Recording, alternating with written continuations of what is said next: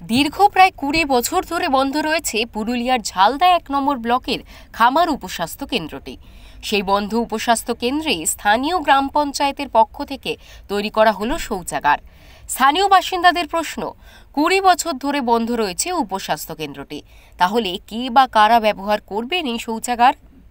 আমাদের এই স্বাস্থ্য কেন্দ্রটা প্রায় ২০ বছর ধরে পড়ে আছে এবং এই কিছুদিন আগে শৌচাগার তৈরি হয়েছে। শৌচাগারটা এবার কি কাজে লাগবে সেটা তো আমরা বলতে পারবো না। একটা সময় এলাকার বাসিন্দাদের ভরসা ছিল এই উপস্বাস্থ্য কেন্দ্রটি। বর্তমানে এলাকার বাসিন্দাদের চিকিৎসা পরিষেবা নেওয়ার জন্য ছুটতে হয় প্রায় ৩ কিলোমিটার দূরে কাশিডি প্রাথমিক স্বাস্থ্যকেন্দ্রে।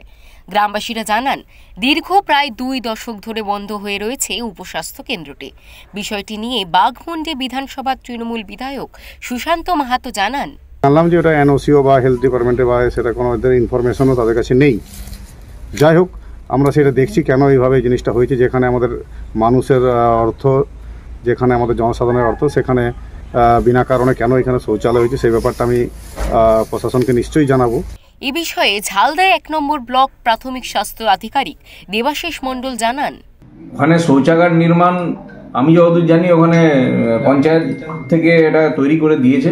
সেই শৌচাগারটা অবশ্যই কাজে লাগবে, এমন নয় যে কাজে লাগবে না। হয়তো ওনাদের ওখানে স্কিমের টাকা ছিল, সেই জন্য ওরা উদ্যোগ নিয়ে আগেই তৈরি করেছে। কিন্তু এটা সত্যি কথা যে ওখানে আমরা উদ্যোগ নিয়েছি, ওখানে উপস্বাস্থ্য কেন্দ্র আমরা তৈরি করব, এতে মানুষের অনেক উপকার হবে। পুরুলিয়া থেকে প্রদীপ মাহাতোর রিপোর্ট, ওঙ্কার বাংলা।